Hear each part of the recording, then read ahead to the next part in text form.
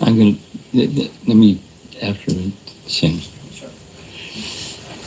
Jaya Radha Madhava Kunjabi Hari Jaya Radha Madhava Kunjabi Hari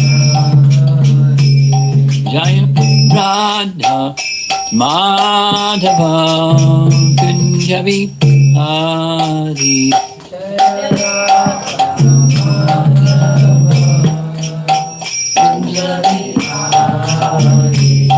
Gopi Jana Bhalabha Girivara Dadi Gopi Jana Bhalabha Girivara Dadi Gopi Jana Bhalabha Girivara Dadi Gopi Jana Bhalabha Girivara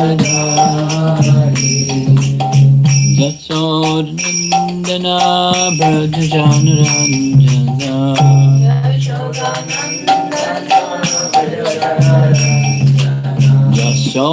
Jasodnandana Brajajanranjana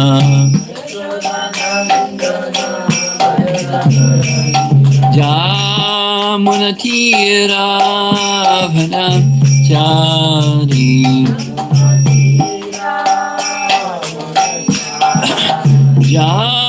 Jamunatira Bhanachari Jaya Radha Madhava Kunjabi Hari Jaya Radha Madhava Madhava Kunjabi Hari Gopi Jana Balabha Girivara Dhari Gopi Jana Balabha Girivara Dhari Gopi Jana Balabha Girivara Dhari Gopi Jana Balabha Girivara Dhari Jasodnandana Brajajanranjana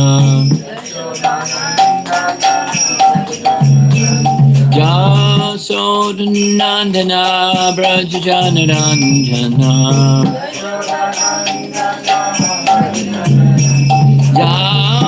Jamunatira Bhanachari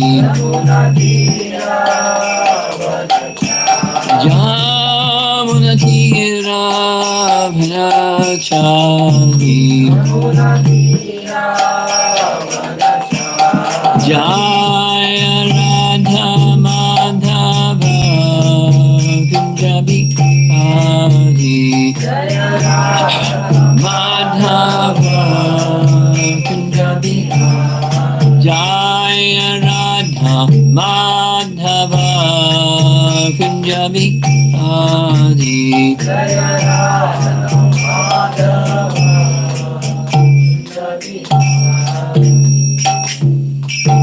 Jaya Vishnupad Paramahamsa Parividakacharya Astatarasatasi Srimad His Divine Grace A.C. Bhaktivedanta Swami Srila Prabhupada Ki Ananta Koti Vaishnava Vrinda Ki Gaura Premanandi.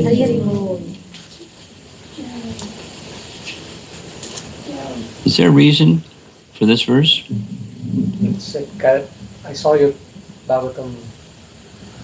You put a note on the Bhagavatam. No, this is one. There's no reason. We're waiting for you to tell us which one. Oh, okay. Well, that's a nice verse. There's many nice verses. This is one of the many. Om Namo Bhagavate Vasudevaya. Om Namo Bhagavate Vasudevaya. Om Namo Bhagavate Vasudevaya. Narayanam Namaskritya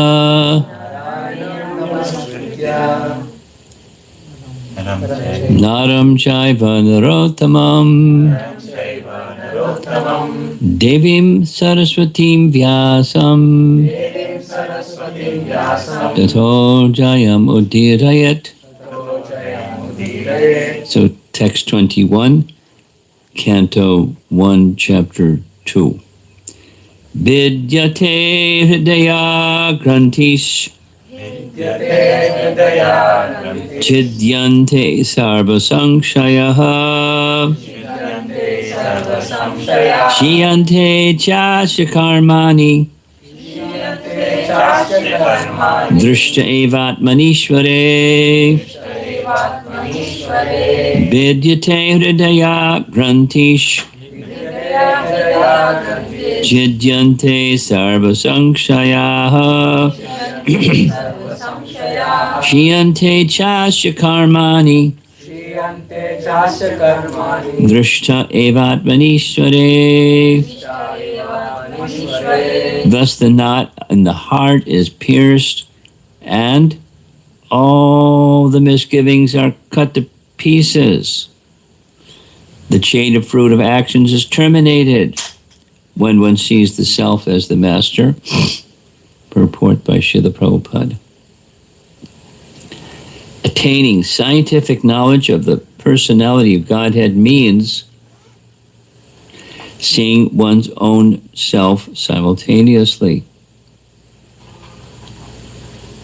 As far as the identity of the living being as spirit self is concerned, there are a number of speculations and misgivings.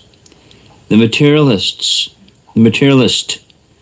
does not believe in the existence of the spirit self, and the empiric philosophers believe in the impersonal feature of the whole spirit without individuality of the living beings.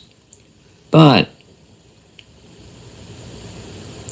the transcendentalists affirm that the soul and the supersoul are two different identities, qualitatively one but quantitatively different.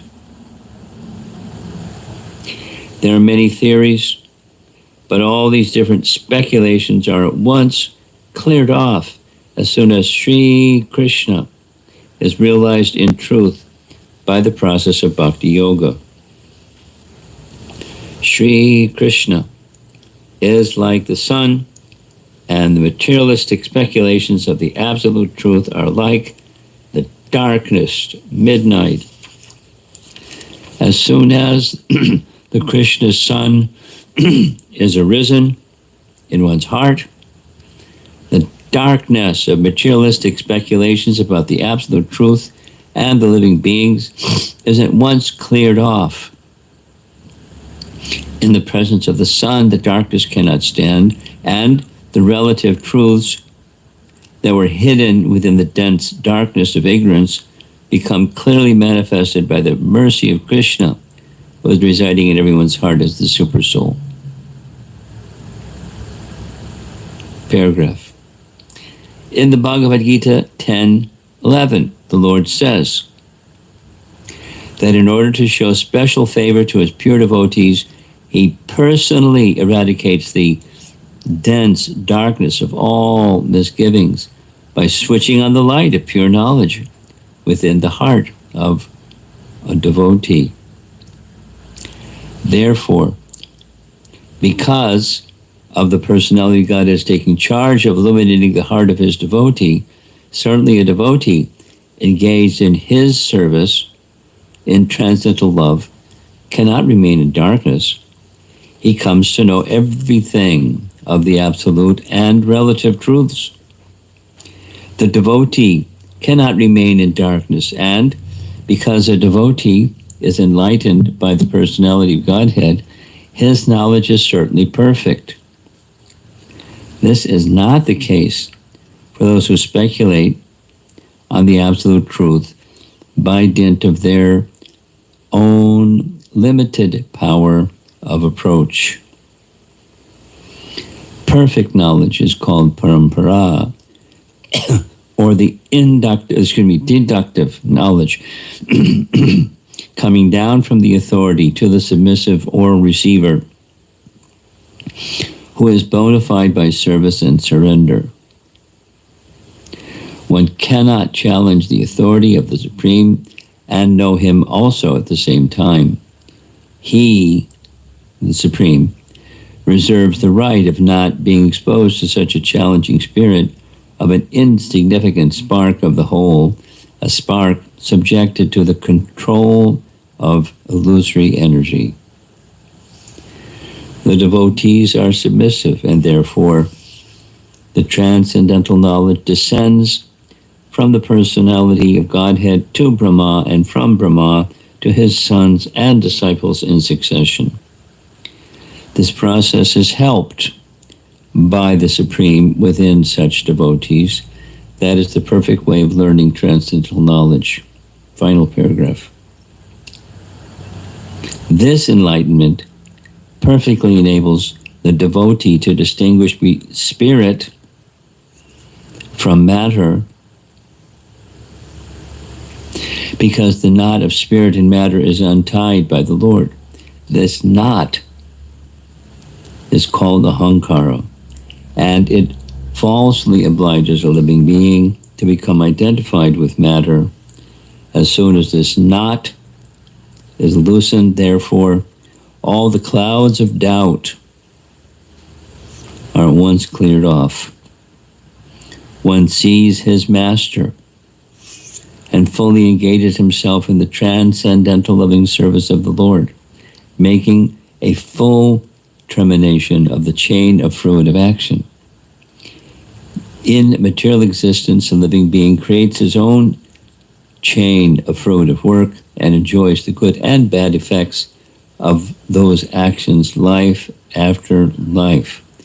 But as soon as he engages himself in the loving service of the Lord, he at once becomes freed from the chain of karma. His action no longer creates any reaction.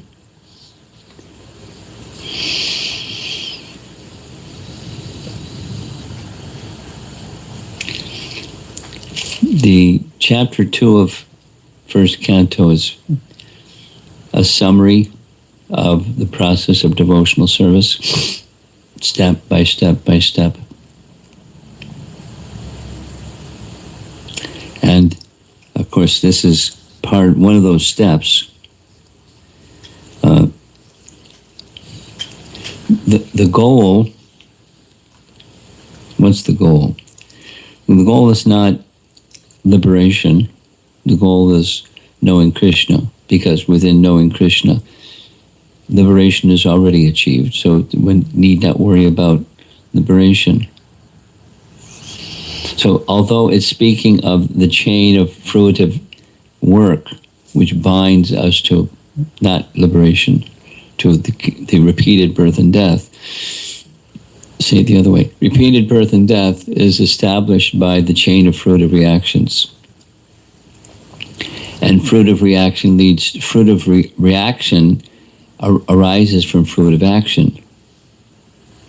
And fruitive action arises from a desire to be an enjoyer of Prakriti.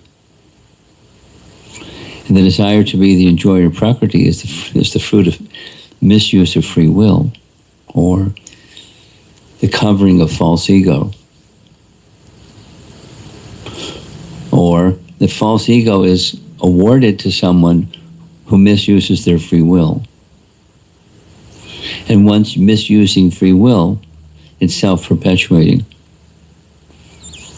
When you misuse free will, that indicates a desire to be a separate enjoyer, because proper use of free will is to engage in the service of the Master.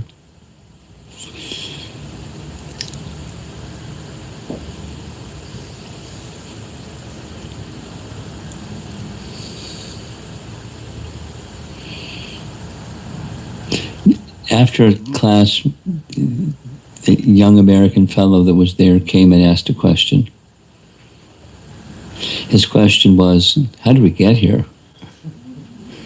How did it become so implicated in darkness when the nature of happiness is so attractive. How did we get here? And they were like so deeply interwoven in that complexity.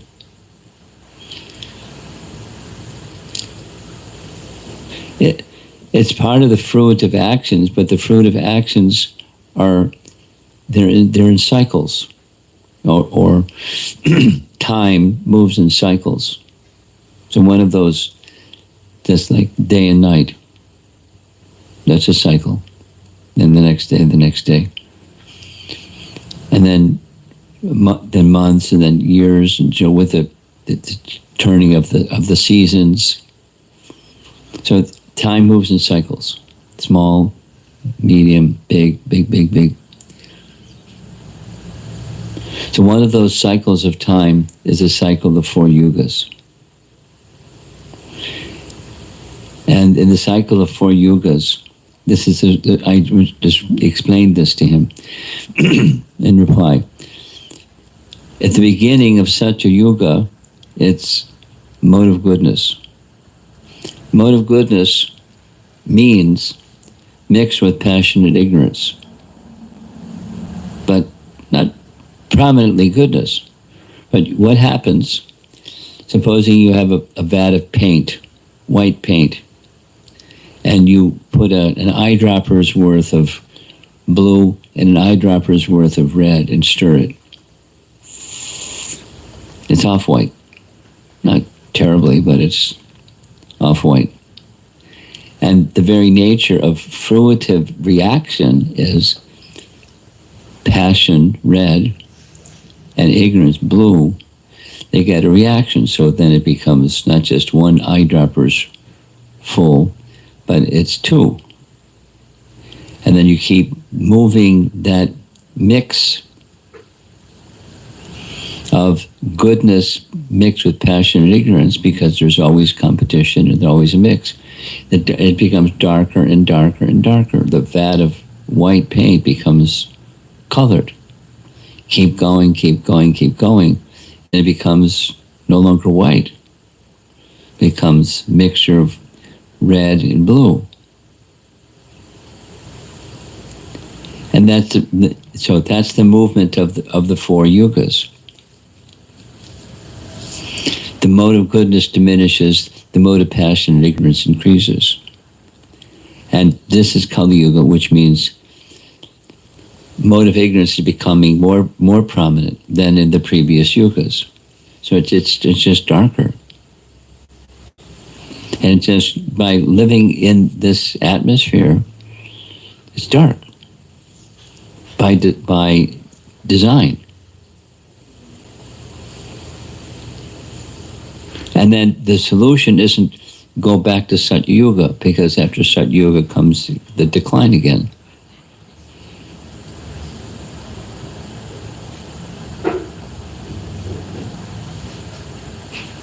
And how does things move from the darkest, ending point of Kali Yuga? What happens at the end of what's the mark of the end of Kali Yuga? Kalki Avatar comes and chops everybody. And Vyasadeva, who's not visible to the modern eye, he descends from Badrinath, and he, along with his associates, they commence the next Satya Yuga. And then it's mode of goodness again. So it's like all from the bottom, up. And then Satya Yuga. So the decline is gradual, with the next yuga is all the way up. So we're experiencing the products of fruitive actions within the modes of nature. And it gets darker and darker and darker. And it doesn't get easier. It gets more difficult. More difficult because, using Prabhupada's language, the atmosphere is surcharged with opposition. Not easy. But here we are. And we have to, best use of a bad bargain, we have to make the best use.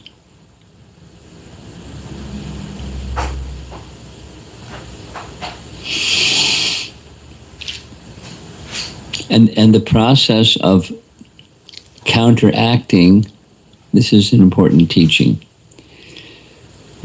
The process of counteracting past fruitive work that's in the direction of darkness. Canto 6 begins with a discussion about Prayaschitta. Prabhupada explains that in all religions of the world, there's some process of atonement.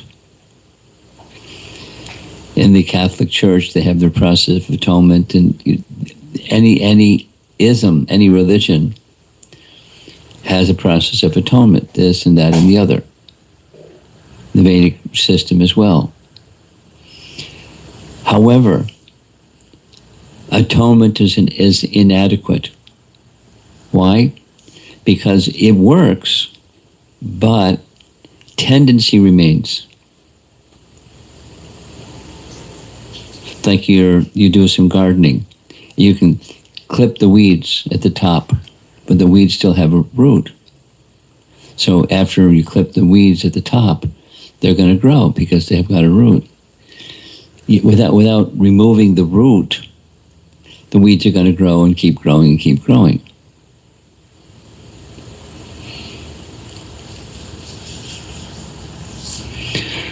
So prayaschitta is like clipping the tops of a weed, but the tendency still remains.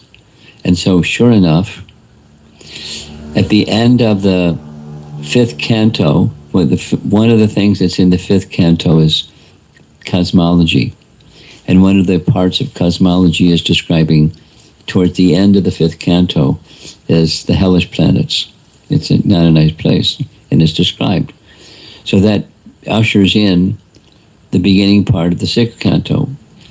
Maharaj Parikshit asks Shukadeva Goswami, yikes, this darkness of the hellish planets and so much suffering, what can be done to relieve the persons who are in that so much suffering position of their reactions?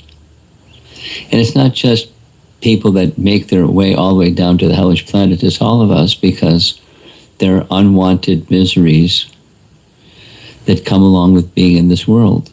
We just accept it, with our shrug of our shoulders. That's life. But it's just life because we bought into the program of fruitive work. And what keeps the fruitive work program going? The modes of nature and false ego. So how to end? So it's not just not clip the weeds at the top. The very root has to be pulled. And what's the very root? The tendency for separate enjoyment. What's the antidote for that tendency? Devotional service. And that's what this Canto 1, Chapter 2 is saying. By the process of devotional service, misgivings about what? Misgivings about who we are. Well, what are some examples, please, of misgivings of who we are? Well, the materialists have theirs, and the impersonalist has theirs. And there's varieties of materialists, and there's varieties of impersonalists. Although the impersonalists say it's all one, there's varieties amongst them. Some say this and some say that.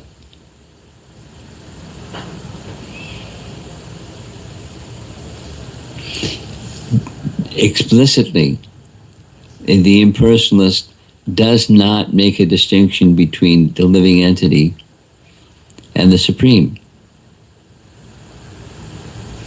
Therefore, it's all one, and therefore we're supreme. And there's this Shruti mantra and that Rig Veda mantra that verify this is reality. There's no individuality. There's only the Supreme, and we're that. We're the Supreme. That's a misgiving. Because it's not true. I mean, it's a polite way of saying it's false, or it's rubbish. It's a misgiving. So the verse and purport indicate as soon as knowledge of who we really are comes, and that as soon as the light comes, darkness is dispelled. And the light dispels the darkness of ignorance of who we really are. And we understand who we really are, that's the fruit of bhakti, because who we are is not just an entity, but we're entity in relation to the bigger picture of things, like the Supreme. There's so many little living entities, little sparks from a big fire. And that's reality. And this, the part is meant to serve the whole.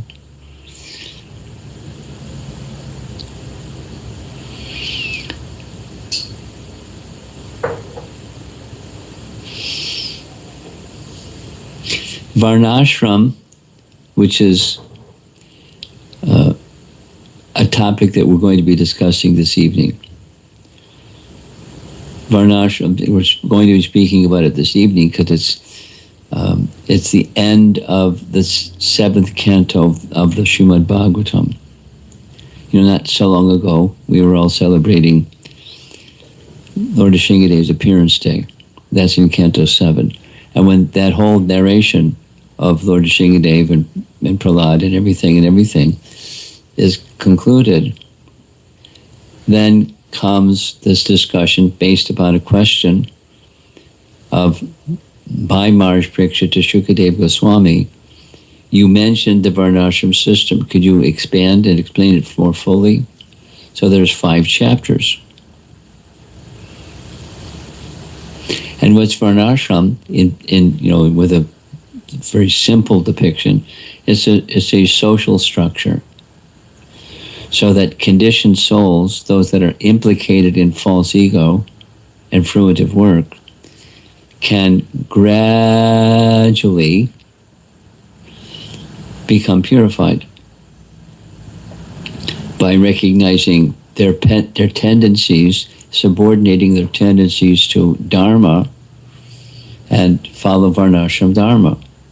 The Dharma, the Varna, and Ashram, the occupation that matches my nature, and the ashram that matches my social position. Just like yesterday's verse, stane stitut. Stay in your position. You don't have to give up your position. So whatever your position is, know what your position is. Engage in what is natural for that position, or dharmic for that position.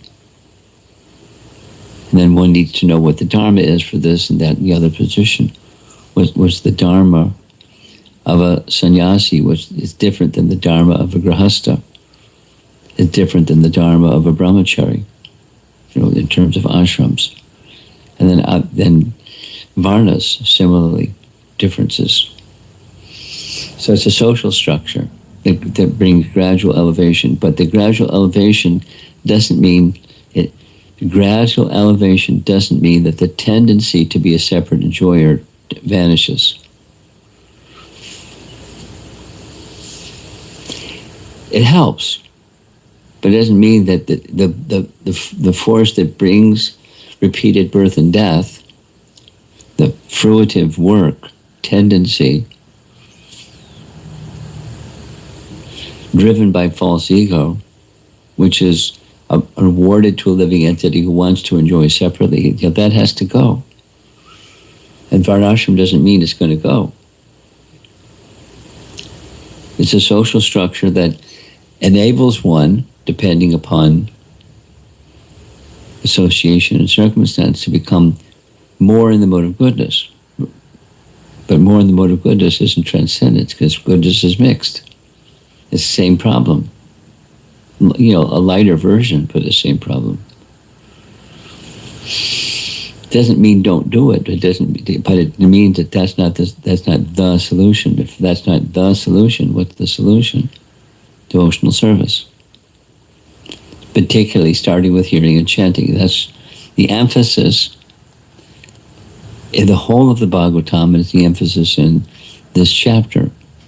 The process of bhakti begins with the process of hearing in the qualitative way. that one hears. Qualitative means how receptive one is. And then also what's that source of that vibration that one's hearing, from which one is hearing.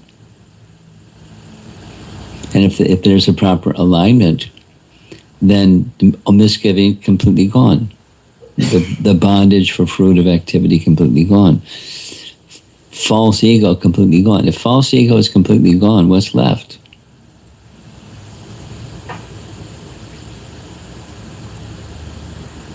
What's left is the soul, who we really are. We'll say it the other way. Supposing you don't know who you are, then you're driven by false ego. And then there's diversities. This type, that type, the other type, and subtypes of those types, and complexity of material existence. False ego. False ego is the first material element awarded to a living entity. It's the last one to go.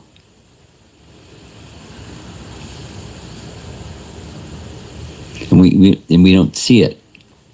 But we can experience and see its effects. If you know by knowledge, you can know, like, a disease.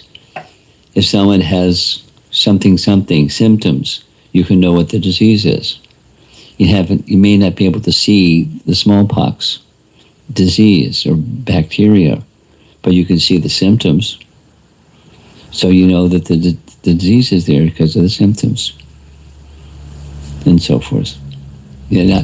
Objects that are not perceivable with our senses can be seen by the characteristics of how that something that can't, like on the mind. Who's seen a mind? Or who's seen an electron? We know about electrons, but who's seen one? But we know about its effects. Put your fingers in the socket. That's electricity. Its effect. So what's the effect of fruitive action is misgivings and bondage, and diversities and diversities. So he just gave two in the purport, gave two. The materialist this, the impersonalist that, and then subdivisions of those. The complexities of misgivings can be, so false ego. In the a very nice way of saying the same thing is in Canto 3, Chapter 26, I think. It's Kapila Dev describing devotional service, the pure devotional service. That's the title of the chapter. So he describes devotional service. In the course of describing devotional service, he says something similar to what's here. Language is different, but he says that bhakti has the power to dissolve the subtle body.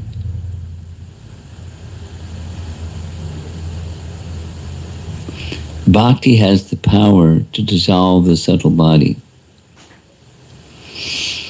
And if what's dissolve means, it's just like, it's an energy, but its binding force upon the living entity ceases, or the energy isn't created or destroyed, it just dissipates, goes somewhere else and does something else somewhere else. Matter isn't created or destroyed. Energy is neither created nor destroyed. It's, Einstein's idea, but it's true. Prabhupada speaks of the same idea. So I'll say it again. According to Kapila, bhakti has the power to dissolve the subtle body. That means the mind that we hang out with all the time, it's gone, dissolved. Material intelligence, dissolved. False ego, gone. The subtle body, gone. So what's on the other side of no more subtle body? There's still mind, intelligence, and false ego of the soul.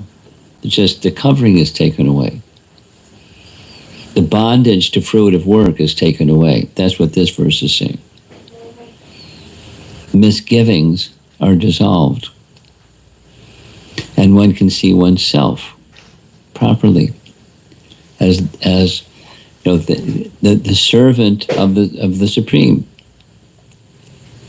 The self is the master of the body, but this there's the body, there's the self, and there's the Supreme Self. So the self is the master of the body, and then the self is the subordinate to the Supreme Self. But all of that can become understood through bhakti. But if you start with the misgiving, there's only Brahman. There's no living entity. Or the living entity is the Supreme. I'm God, you're God, we're all God, because there's only one thing. You just start with that. There's only one thing. Interesting. How did God fall into illusion? We're an illusion. I mean, there's many questions that don't have answers, because interesting statement, but it's not defensible.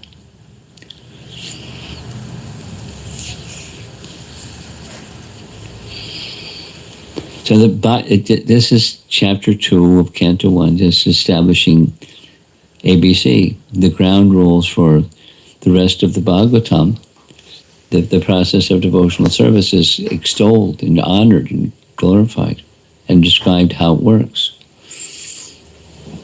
False ego, dissipated, finished. The material mind, gone. What does the material mind do? According to Bhagavad Gita, the material mind does two main things. The material mind thinking, feeling, willing. Those are from the platform of the mind. Then comes action, but before there's action, there's contemplation, a feeling about that which you're contemplating, and then some resolve. It comes into better focus. Willing, I want to get rid of. So we involve ourselves in matter based upon the mind. Thinking, feeling, willing. Or accepting and rejecting, another way of saying sankalpa, vikalpa. Then another function of the mind is carrying conceptions of life. Various conceptions of life are carried by the mind, just like the air carries aromas. It's a very good example. For a number of years, I was living in New York. And one of the places that we would visit was there's a university in Staten Island. I forget the name of the place. So to get there, you have to go down this expressway, and the expressway is downwind from the garbage dump. So the people in Staten Island don't like it, but the garbage, there's two dump places. One is dump in the ocean, another is this big mountain of garbage in Staten Island. People from New York City, the garbage truck come and dump their garbage in this big mountain. And it's meant to decompose. And when it decomposes, it stinks. So you're downwind from this mountain of garbage, and it's the wind carries the aroma. As the wind carries aroma, the mind carries conceptions of life. It's very vivid. By the ocean, there's a different smell, fresh, etc., etc. And a garbage dump is in a botanical garden has there's a fragrance that's within the wind. As the wind or air carries aromas, the mind carries conceptions. And as we have conceptions, then that's weighted, it's weight of the false ego. And then we do stuff, thinking, feeling, willing. So supposing all that's gone, supposing the mind is dissolved, we're going to panic. because that's me. But it's not me. It's a covering. The conceptions that's within the mind is not me.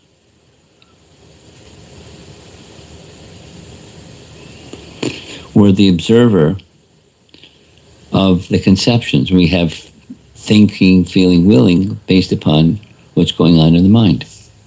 Anyway, there's a process that's bondage. There's different ways of analyzing or describing, but the end of the day is not just liberation, but reviving our relationship with Krishna. So the bhakti process, it's head on, straight, forward. Engage in our devotional service to Krishna. So here we are, conditioned souls, engaging ourselves in the bhakti process, and with some degree of faith and confidence, we're going to get on the other side of the struggle. And meanwhile, we're struggling, striving to stay focused on the means to overcome the struggle. The struggle of, back to the language of the purport, the tendency for fruitive activity, and bondage to material existence that comes from that tendency. It's a very strong tendency. It brought us here and it keeps us here.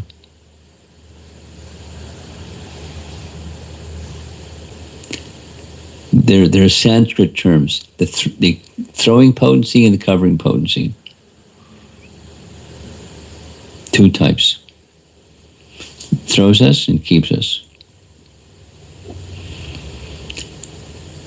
Fruitive. I want to enjoy.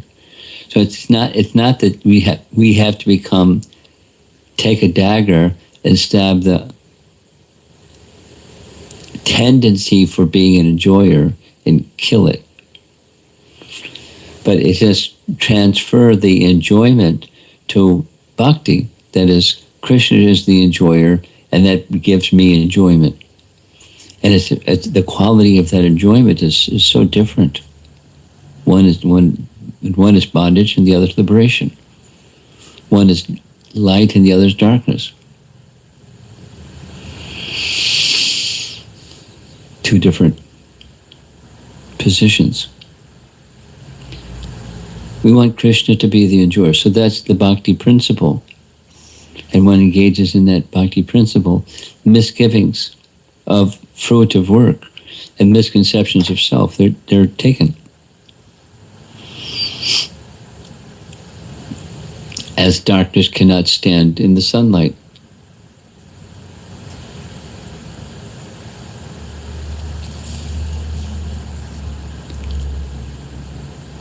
And that sunlight, that's like the light of the Bhagavat. Such an important verse in chapter 3. This Bhagavat is the light in this dark age of Kali to dissipate the sufferings of living entities. That's the purpose. We're suffering because of ignorance. And what's the antidote for ignorance? Knowledge. Darkness is fearful. The absence of darkness is light. So Srimad Bhagavatam gives us that light of transcendental knowledge of who we are, who is the Supreme, and how to love Him.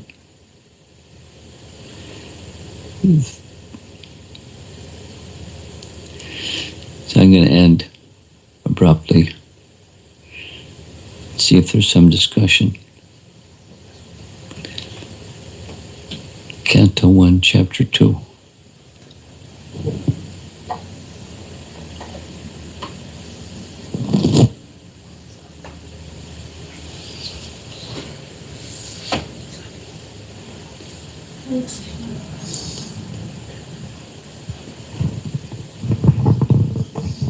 Hare Krishna Guru Maharaj. That one works. Yeah.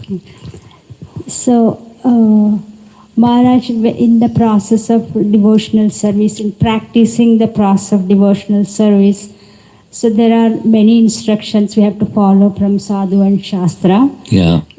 So, while following those instructions, sometimes If you want to go in deep and follow strictly, Good. then that is sometimes it will impede other relationships or other activities. And if we don't follow, it's hindrance for us, ourselves. And to balance it, it's kind of, going on a razor. It's very difficult to balance everything and going forward. It's always challenging. So how do we practice? Well, I don't like the word balance.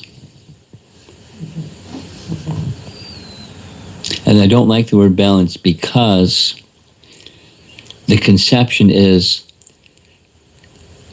I call it the two-pocket program. So much for Krishna, so much for me.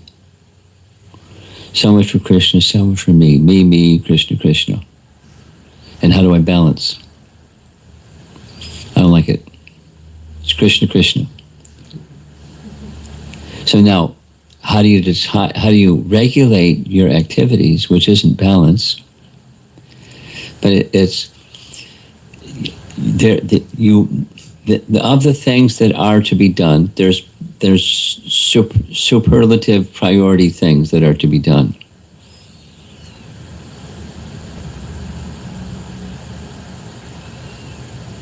And those superlative priority things that are to be done, that start with hearing and chanting. And then, flows from that many other things. So, but don't compromise. As you go further and further, those things become less important. So there's some things that are absolute and some things that are not as absolute. Because it's going to be presented, at least the first part of it's going to be presented this evening for the Chinese devotee audience. The Varnashram system. There's descriptions in the Varnashram system that is part of the Bhagavatam, and where it describes the duties of a brahmachari and how a brahmachari should dress. And, the deerskin or the barks of a tree. Okay. And is that as absolute as Shravanam Kirtanam Vishnu Smaranam? It's in the Bhagavatam, but there's gradations of what's important. So I'm responding to the balance question by saying things that are superlatively important, you make sure you do all those things. And if some of the other things that are also to be done don't get done, it's okay.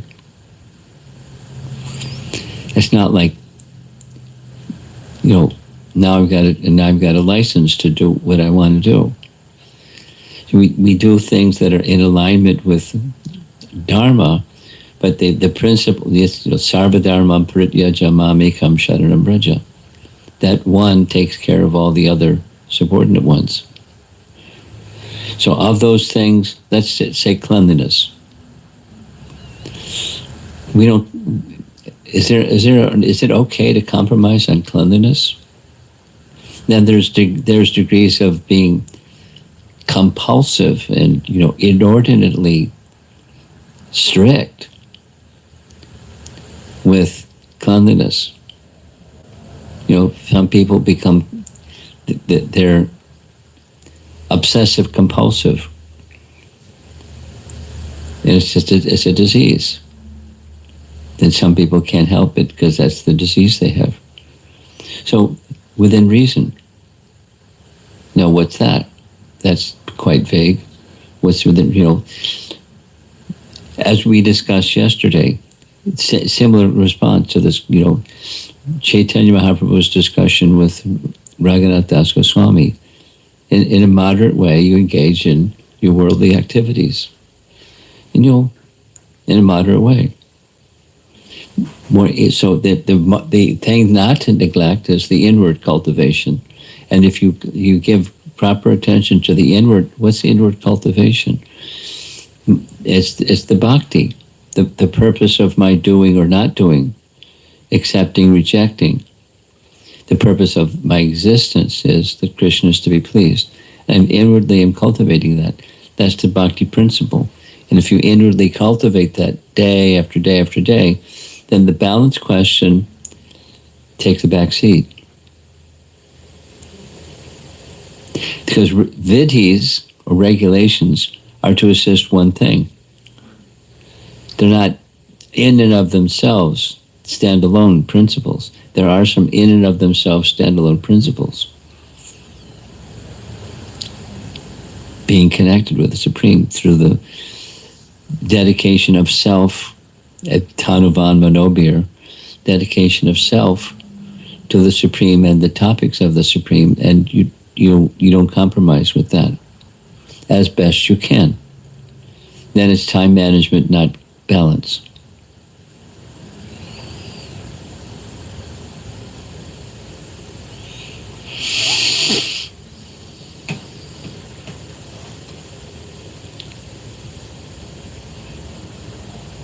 Hare Krishna Guru Maharaj, thank you for the wonderful class.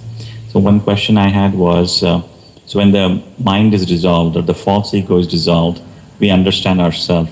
So is it at the same time we understand our relationship with Krishna? Or? Yeah, yes. I mean, the understanding relationship with Krishna is gradual, because there's no end. There's no bottom to that ocean. It's an ocean without a bottom. So it's ever increasing, but it's immediately the darkness is dissipated, the light's on. And then the light gets brighter, like the rising of the sun. So we will know our Swarup. In course of time, we'll understand the starting point. The starting point is to understand I belong to the category of spirit, not the category of matter. And you move step by step in that direction, and then the details of what our spiritual form and identity is become disclosed in due course of time. It's self-revelatory.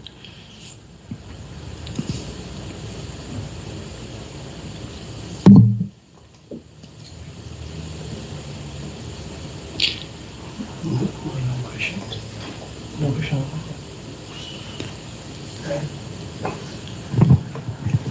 Hare Krishna Guru Maharaj. Just coming back on that balance. Which one? I don't like the balance too, but Oh. I just want to say something about it. Because we know as a devotee, we have to put Krishna in the center of our life. Then sometimes we have house chore to do, because the house is a temple in a way. I mean, that work become devotional service. Yeah.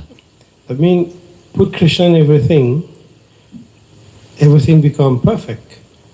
That's the balance. Yeah, it's not balanced.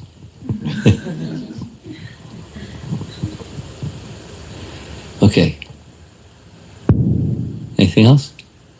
Srila Prabhupada ki jai. That's from Bhagavatam.